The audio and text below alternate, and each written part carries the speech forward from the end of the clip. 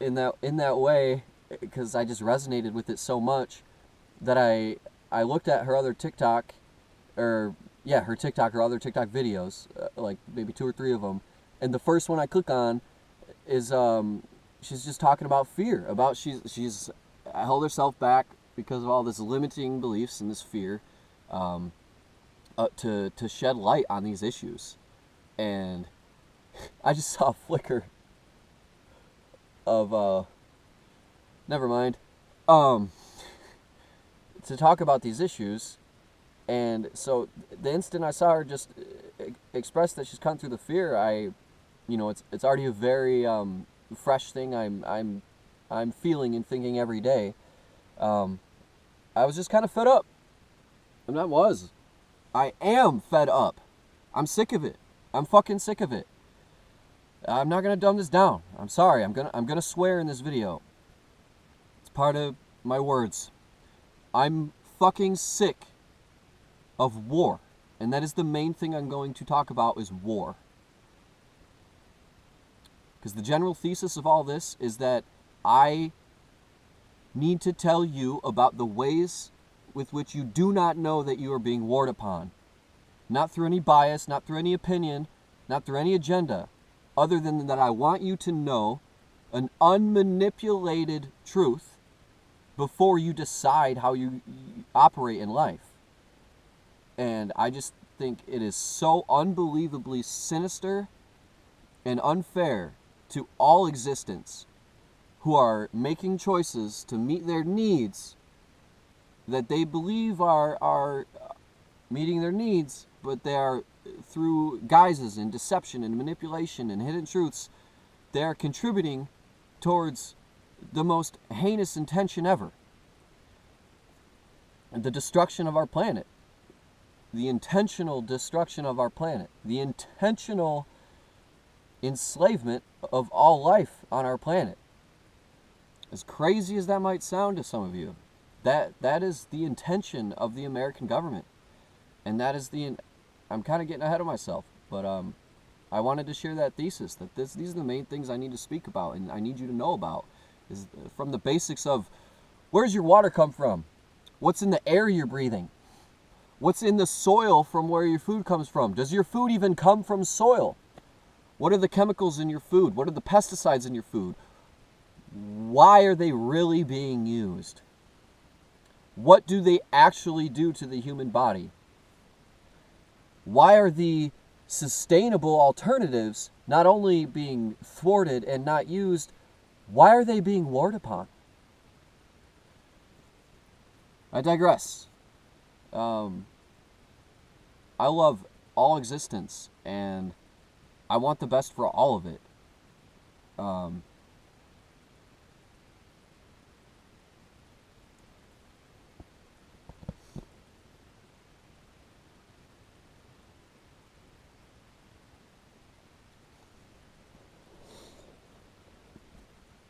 So when I was 14, a little background, I guess. I had been taken away from the town I grew up in, Livonia, and I was forced to move to Novi in Michigan. And I was forced to go to a private Christian school that had about 15 other kids in my graduating class, where I had just come from public school, where I had maybe close to 100 actual friends. Just the amount of healthy social interaction and expression that I lived in that time was in complete contrast to the shift that just 6 months caused, enabled. The isolation and depression, it completely changed me. I didn't have a social group, and the biggest aspect that changed is that my parents divorced when I was 7, and they both remarried pretty quickly. So my only biological sibling, my sister, 4 years older than me, was the only part of my family and my foundation that had always been there. It was the only constant source of, identity, security, safety, the list goes on, that I had as a child and developing. And it was not something that I was like aware of. It's not like I was like, my sister and I were like crazy type best friends and I couldn't be without her. But it really affected me because that was the same time that she went away to college for the first year. So it was the first time in my life I didn't have my sister in my life. A lot of my rights were taken away, or my choices rather. Forced to a school where I was isolated, forced to live in basically an old folks condominium home that had no true life or spirit at all. Anyway, so just a little background. So yeah, 6 months in basically to the Christian school. I was a freshman in high school, 14, and I didn't really connect super well with anyone. I didn't form friends that I spent time with outside of school, but maybe once or twice, to my memory. And it's silly thinking back now because those dudes are freaking awesome people, and awesome. Every person I can remember are like really high quality people.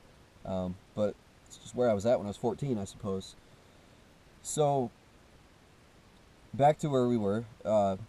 Thursday night, I was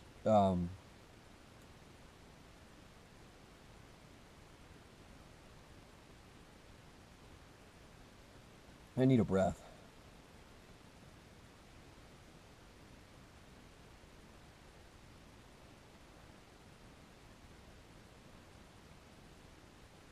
You know what? Yeah. All right.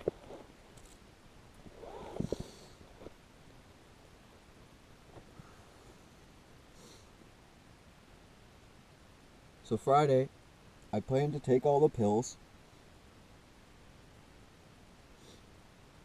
And Thursday, for the maybe third or fourth time, the day before I was going to kill myself, I did a meditation that a friend of mine from Livonia sent me on MySpace. And the little article, a tiny little thing, it said this. It said to lay down in a position that you are so comfortable you could fall asleep. Have no other light on other than a candle, and stare at the flame in this position of comfort. Stare at the flame and count backwards from 10. And once you get to 1, you begin to tell yourself that you are only acknowledging your spiritual being. That you could not move your physical being if you wanted to. That you are only acknowledging your spiritual being. And you keep telling yourself this as you visualize your physical being from the tips of your toes to the crown of your head, to the most vivid detail you can imagine, from your sinew to your tendons to your muscles and bones and flesh, hair, everything. Imagine it while kind of chanting the mantra, I'm only acknowledging my spiritual being. And once you've gotten to the crown, you visualize your place of tranquility, a peaceful place where you go to either not think of any of the crap that's bothering you, or to think about it all and leave it there. I didn't do that. All I ever did the 2 or 3 times before this Thursday night, every time, just as you're reading a book, you get the mental images, the visions and images, visualizations and images. Visions and no. I'm trying to remember the word that he said about thoughts. Anyway, I would put effort, creation with my own thinking, to see the image of me on an island in a tropical paradise, turquoise water, white sand, palm trees, coconuts, other fruit trees, parrots and monkeys, and just a perfect circle island with nothing but grass, and then a rim of palm trees around it, and the beach and some animals, gazebo in the center with a beautiful woman giving me a massage. Never sexually, just a beautiful woman loving on me and releasing my tension as I just lay there and soak in. all that there is. So the 2 or 3 other times I did that, I'm putting effort into forming this thought. I'm thinking of the trees, thinking of the sands, thinking of the woman. It's something I am truly creating with my own thought. What happened next wasn't that. I put no effort into seeing or feeling or thinking or experiencing this. I was nothing but a witness. I had no control in my thoughts over what I was seeing. It was so different than a dream, than a visualization as you think. It was there was more details. It was more vivid. I can't really describe.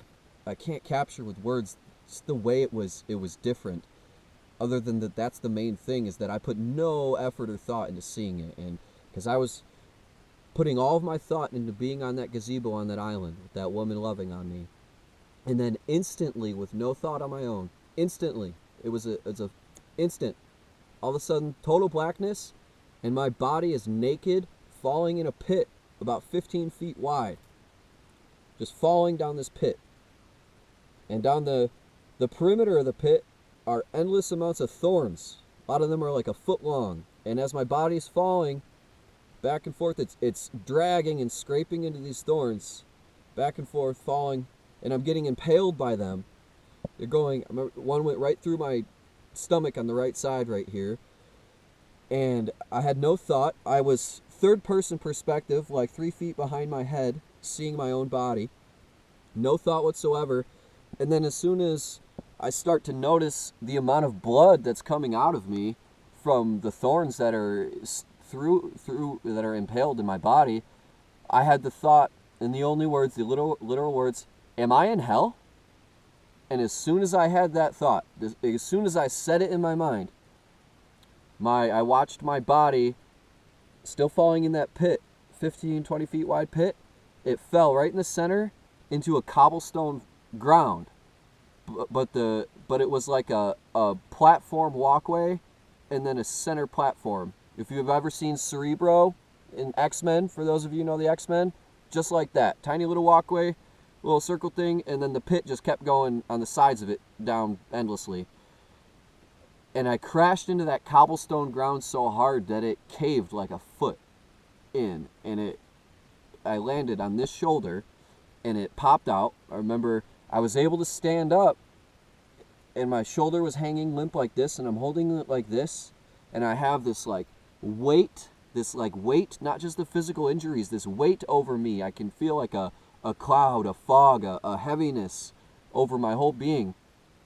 And then immediately, as I stand up, I hear a voice. At the end of that little walkway was an archway in the side wall of the pit. And from that archway came a voice, and it said, "Jeremy, come here, Jeremy. Come closer. Come here, Jeremy. Come closer." Kind of like that. Just over and over again. And I couldn't respond to the voice. I was literally, it was like I was in a trance, like a snake charmer. I was just like, I don't want to come here, but I am. And I'm just walking through the archway now, and what is this voice? This is terrifying. This is the most uncomfortable audio experience I've ever had in my life, was hearing this voice say my name and say, "Come here, come closer." I remember the tone. It was like my existence was complete mockery, a complete joke. Like I am this laughable, pathetic little thing, and at the same time, the vocal tone was like I'm its prey. Like my only purpose is to feed it, and it's just waiting for this moment to devour me. That's how it spoke to me, like I was its food. And I followed it with like almost no thought, just seeing this from third perspective. And then I walk through the archway, and I see a cavern about the size of a football field. If you're standing at the sideline, at the 50-yard line, right in the center of a football field, it was just about that size. 300 feet long, 100 feet deep. Is that how wide a football field is? I don't really know. I think so. Anyway, roughly that size, stalactites, stalagmites, and then a whole open rectangle room, basically. But it had old-style wooden church pews all the way up to the front of the other side that had an elevated stage. And that's where the voice was coming from. I looked up and I saw the black shadow standing on that stage. It didn't have hands, feet, or a face, but it had arms and legs and a head. It was floating off the ground a little bit. It was like twice my height, maybe even taller, like 12 to 15 feet tall, I would say. And as soon as I came in the threshold, I observed all this at once. And then there were little black shadows in each church pew, and they turned their heads in unison. And I saw eyes that had orange fire.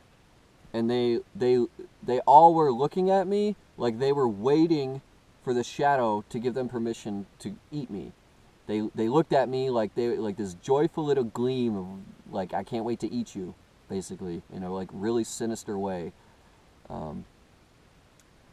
And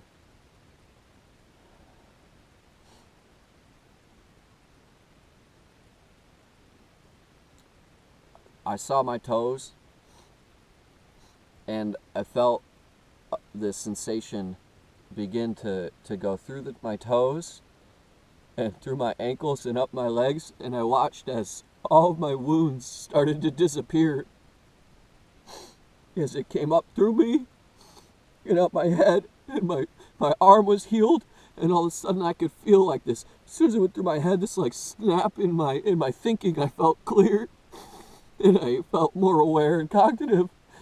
And then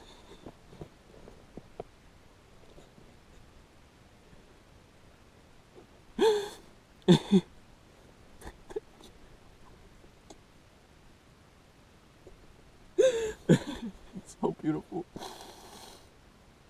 And then as soon as I felt that like release, like a pop, a white light from behind me from the pit, the same way I had fallen, rushed in so fast, and hundreds of white lights behind it.